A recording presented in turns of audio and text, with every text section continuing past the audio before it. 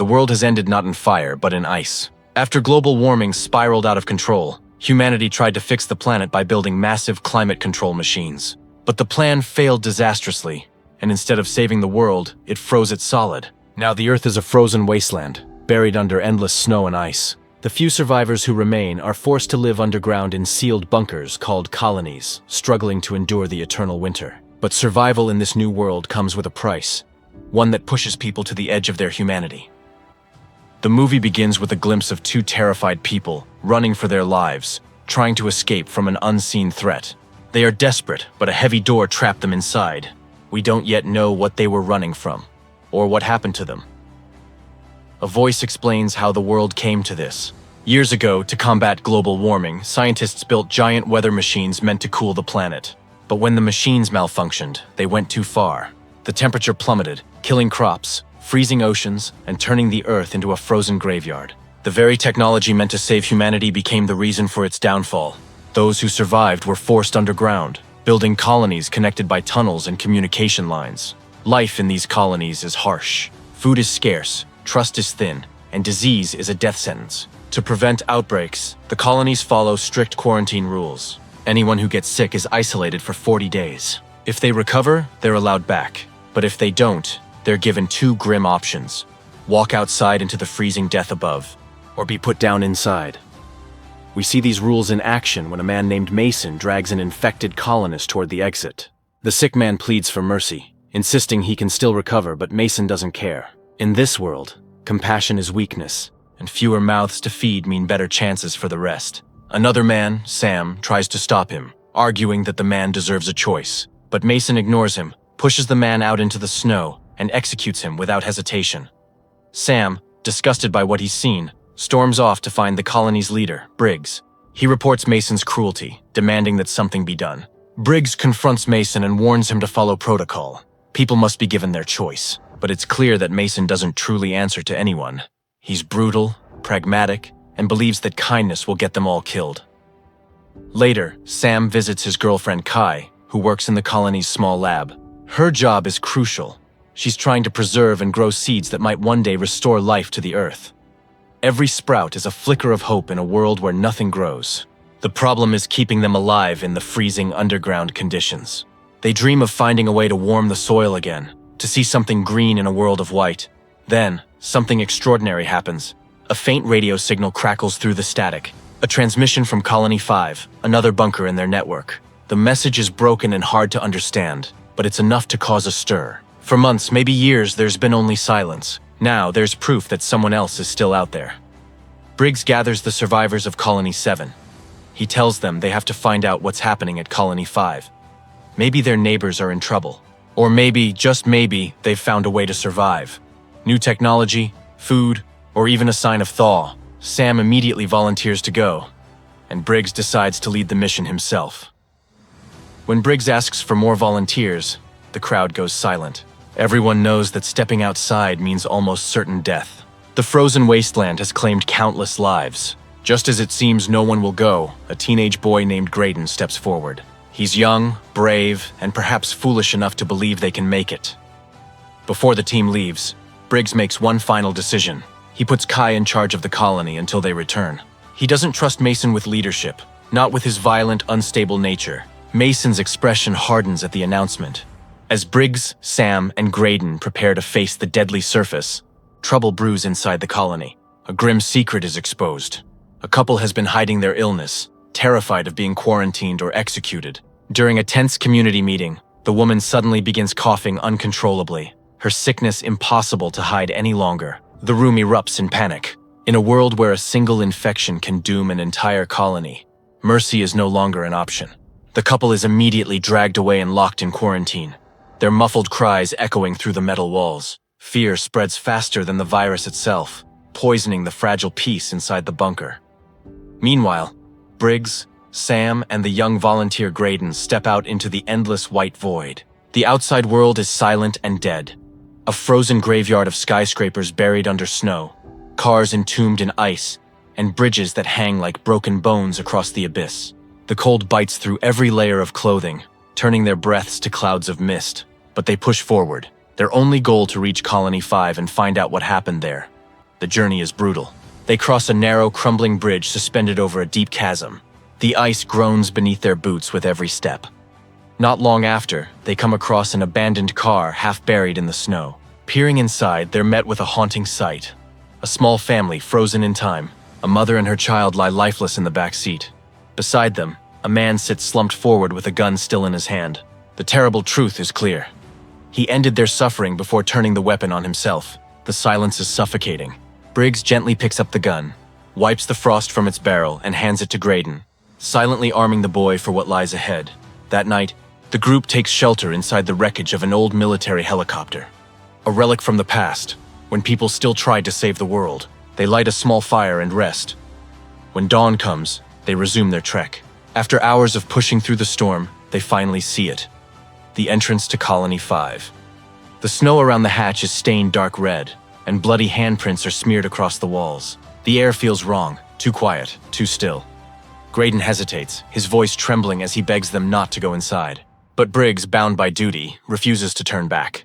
If there's even one survivor left, they have to try. They descend into the bunker. The corridors are silent, the walls marked with signs of violence. Blood splattered across the floor, overturned furniture, bullet holes. The deeper they go, the clearer it becomes that something horrific happened here. A faint noise catches their attention, a rustling behind a locked door. Sam forces it open, revealing a lone survivor huddled in the corner, trembling under a blanket. When he sees them, he screams in terror, as if they're monsters from his nightmares. Sam kneels down, trying to calm him. The man's voice is cracked and desperate. He hasn't eaten in days. Sam hands him a small ration, and he devours it like a starving animal. Once he's able to speak, he tells them a story that chills their blood. A few days ago, he says, Colony 5 received a message from another group claiming to have fixed an old climate station, a place warm enough to grow food again.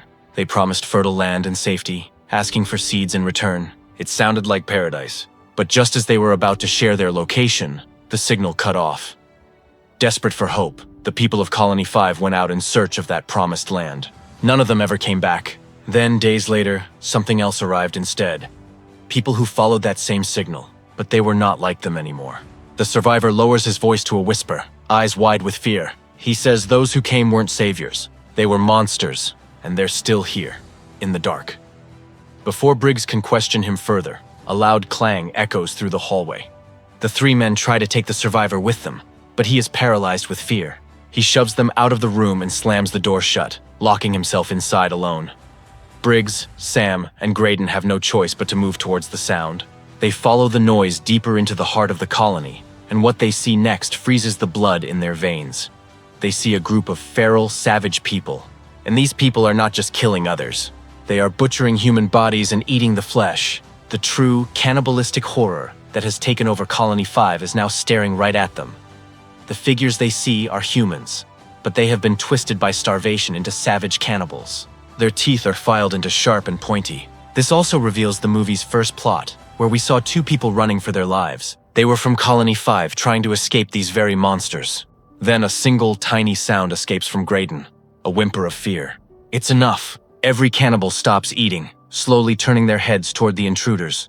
Suddenly, chaos erupts. The creatures shriek and charge, moving with terrifying speed. Briggs and Sam open fire, bullets echoing through the tunnels, but their ammo is running low. In pure panic, 𝗏𝗏𝗏𝗏𝗏 breaks and runs, sprinting down a side corridor. Briggs shouts after him, but it's too late. The boy disappears into the dark. Briggs and Sam are forced to retreat, searching for another way out as the horde closes in. Then, they hear it. 𝗏𝗏𝗏𝗏𝗏 screams echoing through the metal halls, a sound that chills them to the core. They race back, firing at two cannibals that have caught up to him, but they're too late. 𝗏𝗏𝗏𝗏𝗏 lies lifeless on the ground, his young face frozen in fear. There's no time to grieve. The tunnel behind them fills with movement. The cannibals are coming. With hearts heavy with loss, Briggs and Sam run for their lives. As they finally reach the exit, Briggs makes a quick, desperate decision. They place their last sticks of dynamite at the main entrance and detonate them, sealing the bunker in a thunderous explosion. Snow and debris collapse over the hatch, burying the nightmare below. With no time to look back, they begin the long, freezing trek home. But the storm grows worse. Visibility drops to almost nothing. They find shelter again in the wreckage of the same helicopter they used before, their small fire flickering weakly in the darkness. That night, they sit in silence, mourning 𝗏𝗏𝗏𝗏𝗏's death. He was just a kid, brave enough to believe in hope. Now, he's another casualty of a dying world. At dawn, they push forward.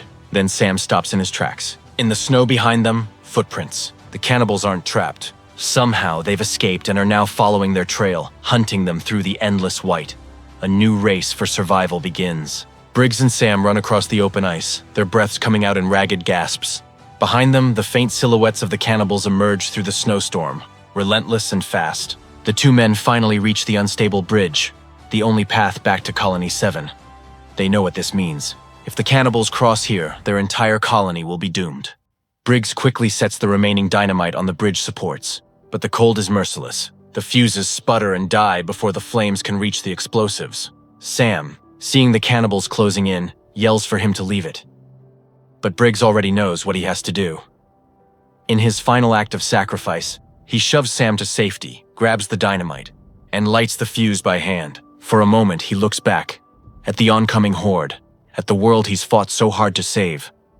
And then the explosion rips through the bridge. The blast is deafening, sending a shockwave through the frozen air. The entire middle section collapses, creating a massive gap between the two cliffs. Briggs vanishes into the explosion, sacrificing himself to save everyone else. On the far side, the lead cannibal lets out a guttural scream of rage, staring across the chasm at Sam, their path now destroyed. The snow settles in silence once more. Sam, shattered by grief but driven by duty, trudges onward through the storm. Hours pass, maybe days. Finally, exhausted and frostbitten, he reaches the gates of Colony 7. Inside the bunker, chaos reigns. Mason, consumed by his lust for power, is trying to execute the quarantined couple, even though their isolation period isn't over. Kai, now the acting leader, stands between him and the prisoners, begging him to stop. But Mason has abandoned all sense of reason. Without hesitation, he raises his gun and shoots the woman dead. Her husband screams and flees down the hall, disappearing into the darkness. Moments later, Sam stumbles in, barely conscious, collapsing from exhaustion and frostbite. Kai rushes to help him, but Mason seizes the opportunity. He strikes her from behind, knocking her unconscious. When Sam finally regains consciousness, he finds the survivors gathered around him. With a heavy heart, he delivers the news that Briggs is gone. Their leader, their protector, has sacrificed himself to save them. Mason immediately takes advantage of the moment, declaring that Kai's leadership is over and that he's taking command of the colony. His word is law now, but before Mason can fully secure his grip on power, Sam speaks up. He warns them about the horrors he's seen, about the feral, flesh-eating cannibals that are now out there, following their trail. Something monstrous is coming for them. Sam tries to warn everyone about what's coming, but Mason refuses to believe a word of it. He laughs off the story of cannibals as madness, the delusions of a man broken by the cold and fear. In Mason's mind, Sam has lost his grip on reality. To silence him, Mason handcuffs Sam to a pipe and slips the key into his jacket pocket, declaring that he's done listening to his nonsense. But someone else has seen enough of Mason's cruelty. A young boy quietly watching from the shadows. As Mason storms away, the boy bumps into him, pretending it's an accident. With quick hands, he steals the key from Mason's pocket and rushes to Sam, slipping it into his hand without a word. Sam wastes no time. He unlocks the cuffs and frees Kai, who's still shaken but determined. Together, they race to the communication terminal, desperately trying to trace the source of the mysterious radio signal they heard about in Colony 5, the one that spoke of warmth and life. Sam scrolls through the data, searching for anything that might prove the signal was real. Then finally, a location appears on the screen. It's called the Foundry. For the first time in what feels like forever, hope returns. On the monitor, a live feed flickers to life. It's not a dream. Somewhere out there, the world is starting to heal. The Foundry is real. Sam and Kai immediately begin gathering seeds, tools, and whatever supplies they can carry. They're ready to leave, ready to find this place that could save what's left of humanity. But their moment of hope is shattered in an instant. A warning alarm blares through the colony. The cannibals have found another way in. They're here. Mason, sitting in the control room, watches the security monitors in horror as the feral horde floods the tunnels. The truth hits him all at once. Sam was right. The threat is real. He grabs his gun and rushes out, intent on freeing Sam. But when he reaches into his jacket for the key, it's gone. Realizing it's been stolen, he explodes in anger, cursing Sam and blaming him for everything that's happening. Moments later, he finds Sam and Kai loading their gear near the exit. He points his weapon at them, shouting that this is all their fault. But before he can finish, the cannibals crash through the corridor doors, shrieking as they tear into anyone in their path. In a cruel twist of fate, Mason is tackled to the ground. And it's Sam, the man he just accused, who saves his life, pulling the creature off and shooting it point blank. Sam yells for everyone to evacuate, but chaos has taken over. Some of the survivors, including the grieving husband of the woman Mason killed, refuse to run. They arm themselves and make a stand, fighting back against the onslaught in a desperate bid to protect their home. Gunfire and screams echo through the metal halls as the colony descends into total war. Sam leads Kai, Mason, and a small group of survivors toward a narrow ventilation shaft that leads to the surface. But as they crawl inside, they hear pounding footsteps. The cannibals are right behind them. One brave survivor, Mason, stays back to buy them time. He turns to the others and says a final, quiet goodbye before facing the charging horde. When the creatures break through the final door, he fires his weapon into a gas canister. The explosion rocks the colony, engulfing the tunnels in fire and sealing off the path behind them. But the nightmare isn't over. The cannibals' ruthless leader, stronger, faster, and more savage than the rest, survives the blast. He follows the survivors into the ventilation shaft, crawling through the narrow metal tunnel like a predator. Sam looks back and sees him closing in. He tells the others to go and turns to face the monster himself. The two men clash in a brutal fight for survival. The cannibal leader overpowers Sam, pinning him down and choking him with terrifying strength. Sam struggles, his vision fading, until his hand closes around a jagged metal rod lying nearby. With one last surge of will, he swings it again and again, slamming it into the attacker until the man collapses. Sam gasps for breath, believing it's finally over. But as he turns to leave, the leader's bloodied hand suddenly grabs his ankle. Sam spins around, grabs a knife, and drives it straight into the man's mouth, chopping his head. The body goes still.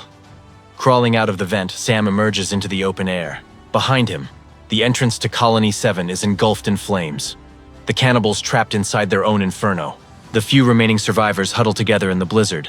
Kai looks around desperately, tears in her eyes, thinking Sam didn't make it. But then, through the smoke, a lone figure stumbles out, battered, limping, but alive. It's Sam. Kai runs to him, throwing her arms around him as the others watch in relief. They're alive, but barely. Their home is gone, their supplies are limited, and the world around them is still frozen. Then Sam reaches into his jacket and holds up a small packet of seeds, the same seeds Kai had been protecting since the beginning. He tells them that the foundry is real, and it might be their only chance to start again. There's no turning back now. With quiet determination, the small group sets out into the frozen wilderness, walking toward the faint promise of warmth and life. The wind howls around them, carrying the ashes of the old world. But somewhere beyond the ice, hope still burns. The movie ends with the survivors disappearing into the blinding white. On IMDb, this movie was rated by 49,000 people and has an average rating of 5.3. I hope you enjoyed this video. Please share it with your friends and subscribe to this channel for more interesting videos like this.